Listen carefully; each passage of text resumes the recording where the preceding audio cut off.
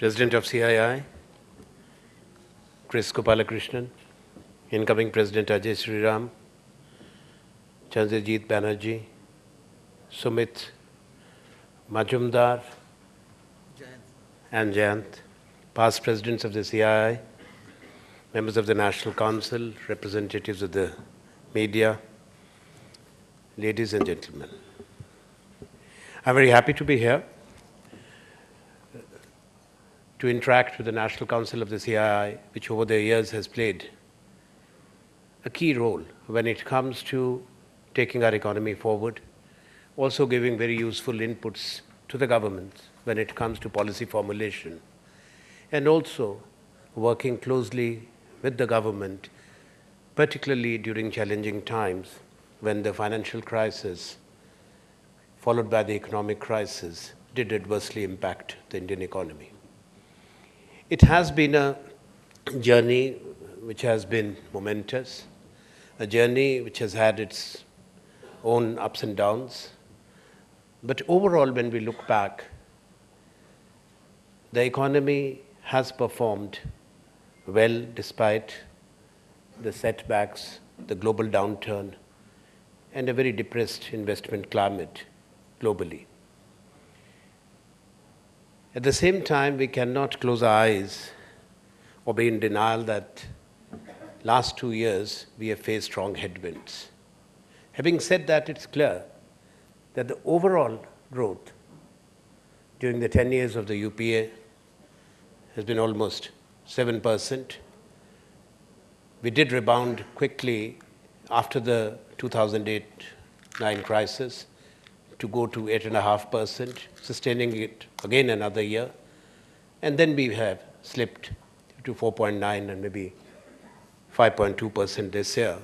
But it's very clear that now we are on a rebound, and this year's growth will lead us to much higher growth in 2014-15.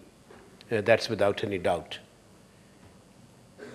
But during this period, whether we have been able to ensure a healthy investment climate, a policy regime which is welcoming and supportive, the answer would be yes, which is reflected clearly in the numbers.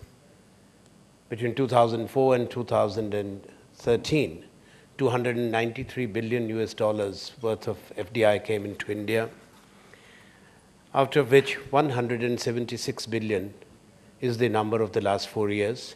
Fifth year adding, definitely we will be crossing 210, but I can't give you offhand.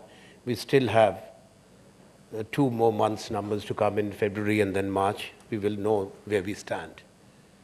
But this is because of the various measures that have been taken by the government to promote investment and opening up of the economy further by engaging with the world, reaffirming our abiding commitment to a liberal agenda, to economic reforms, and to FDI policy, which resonates with the partners in other continents. And same has been the case with the trade. From 140 billion odd US dollars, we've reached almost $800 billion during this period. And that I would give credit to our industry, besides, of course, the policies that were put in place, both for the FDI, the opening up of various sectors, civil aviation, single brand, multi-brand retail, telecom, taking it to 100%. We are further liberalizing FDI in construction.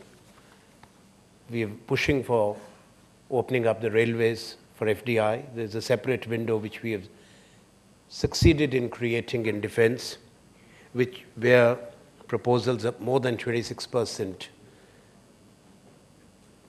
where high-end technologies are involved, would be accepted. And hopefully, they will get the nod of the CCS, the Cabinet Committee on Securities.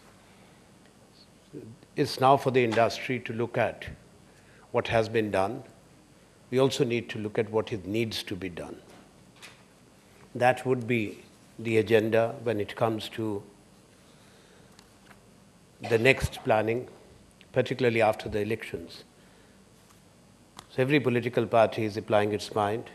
We have had interactive sessions with the CII and with the industry leaders just to take the inputs so that whatever steps are taken in a timely manner and which have a positive impact on the overall economic growth.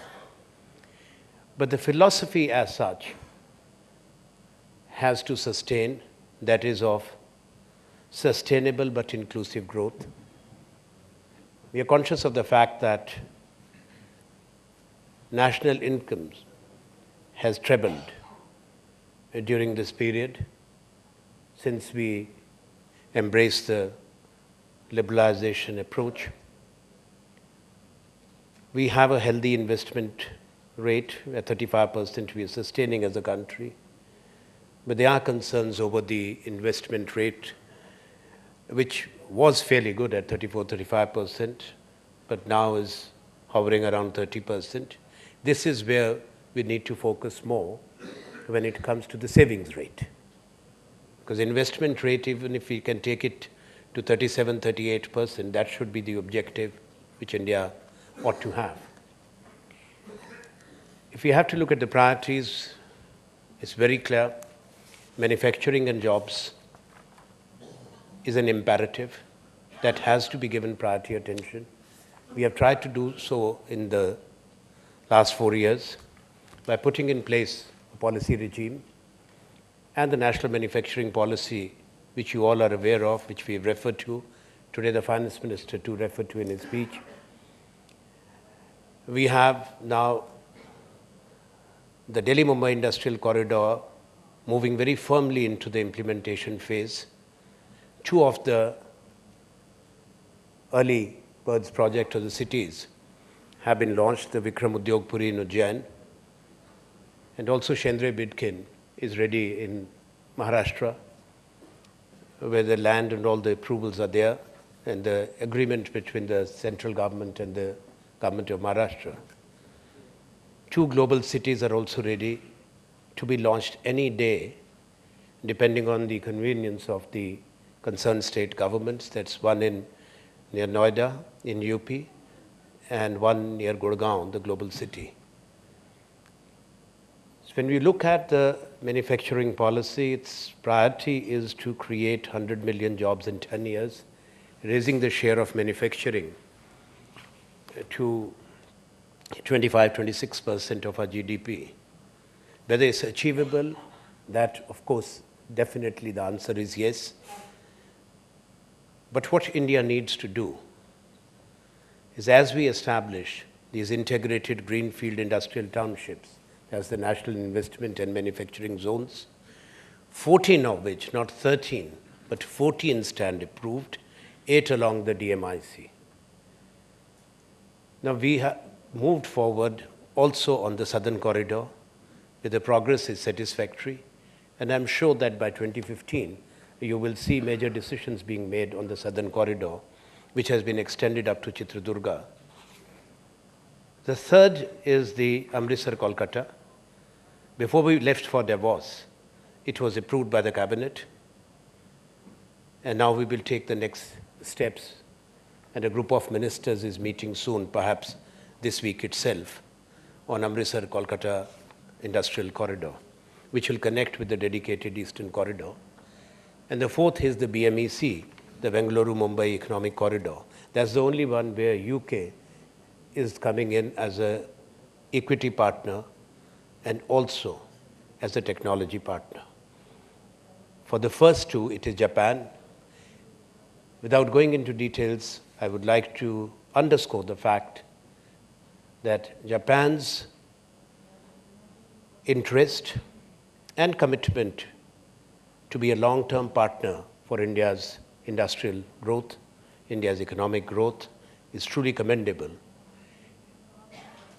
And they have expressed or signaled very strong interest with the increasing presence of the Japanese companies, the arrangements which we have entered, including the currency swap arrangement and the step loan arrangement, They are the key partner for the DMIC already. They brought in the money.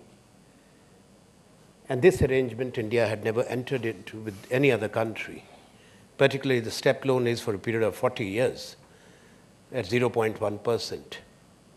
And the interest swap is that this money can be lent as per their interest rates to the investors, whether the Japanese companies along with their Indian partners. And the limit which was earlier there for 15 billion has been increased by them and accepted by us to 50 billion. That was done in September, October last year. So this is what is happening in the country. There are other decisions which have been made, which create an environment which is conducive and welcoming of investments. But the concerns are that the investment has been weak, including the capex formation. And unless and until we revive manufacturing, what we aim to achieve will not be achievable, and that will have negative spin-offs and consequences, particularly looking at the social dimension, which this country can ill afford if we have to look at stability, which is absolutely essential for orderly growth and economic development. India has to aim, in our view, to go back to the GDP growth of 8% to 10%. We should be aiming at 10% eventually. It will take time. But if we do that, that will lead to at least 8 to 9% growth in the services sector. But it will also require double-digit growth in the manufacturing. Then only this is achievable. And the agriculture will grow maybe at 4 to 5%.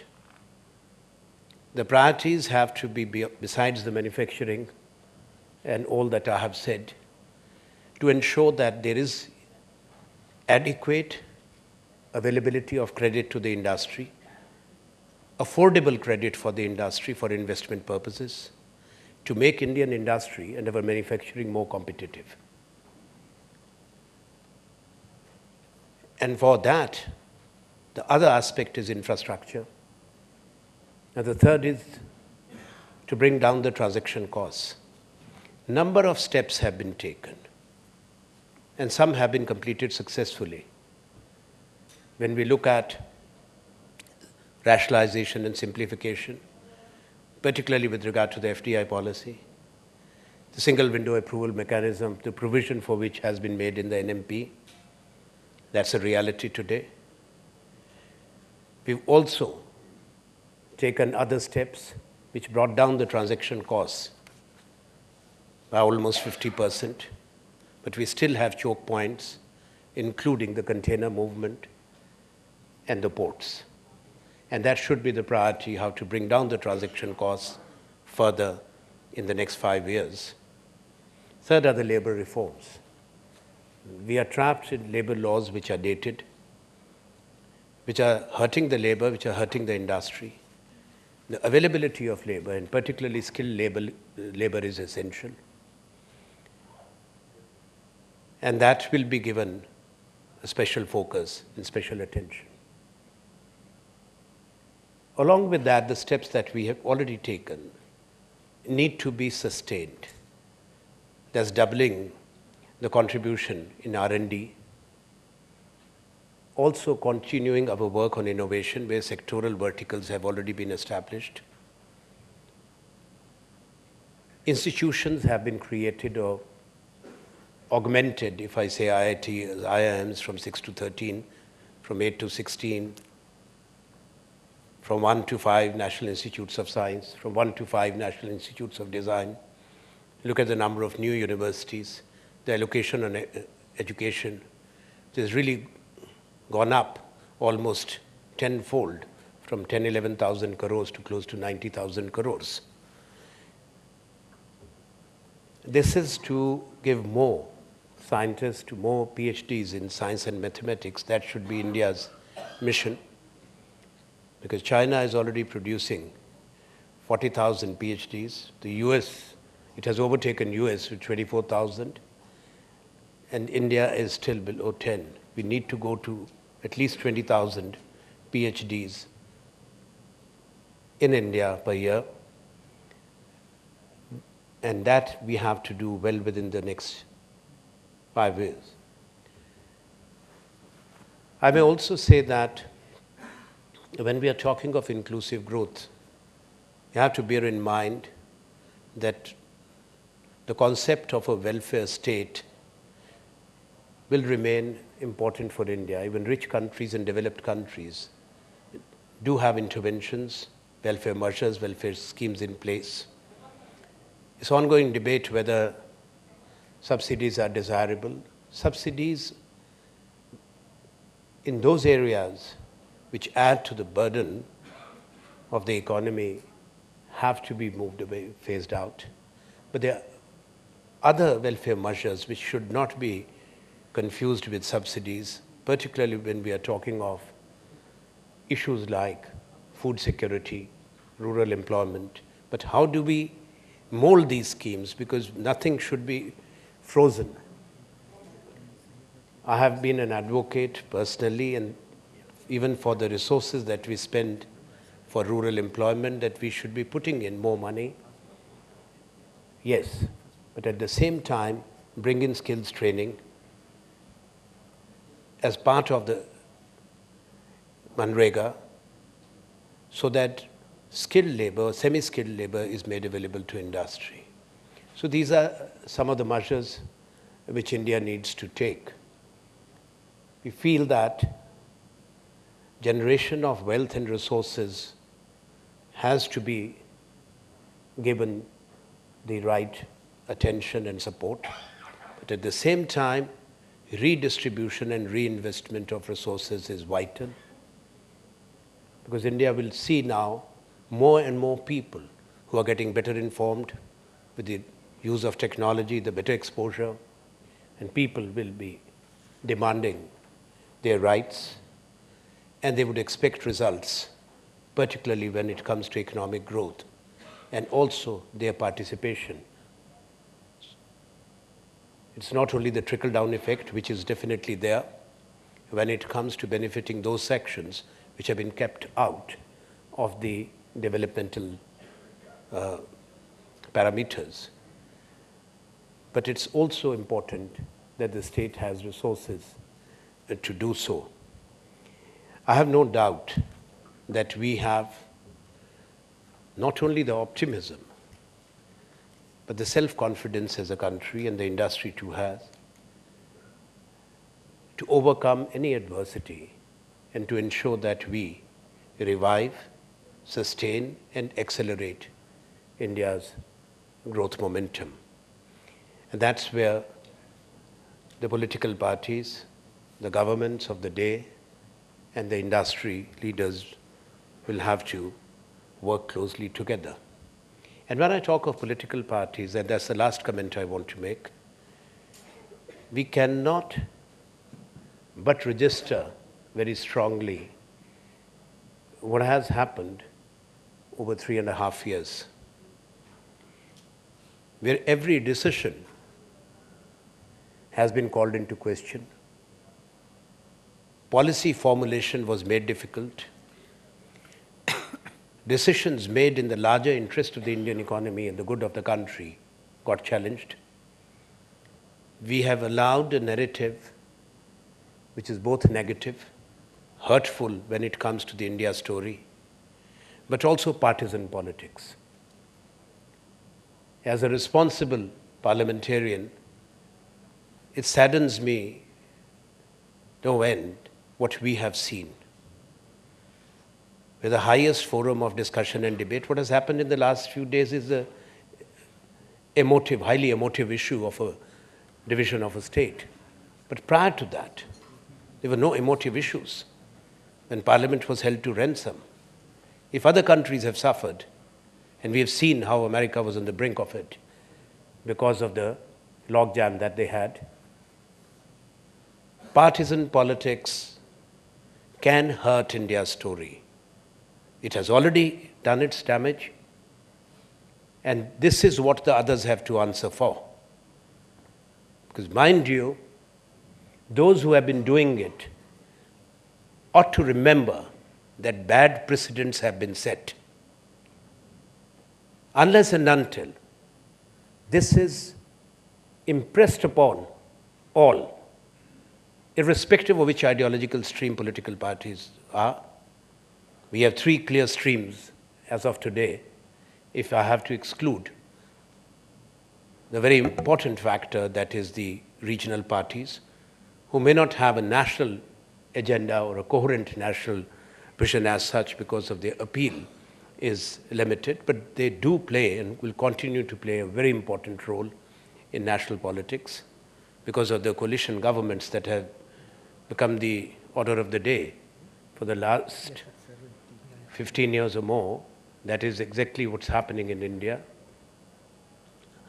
And I do not foresee a situation where this concept of weaving coalitions in a diverse country and pluralistic society could be avoided in the near future. That will happen. So there are three streams, and one stream is represented by the principal opposition party. Well, I have my own take on that, because what we are seeing is not only a question of party or the ideology. They also hopefully do believe in economic growth, but they have to answer what message has been given when it comes to the foreign investors.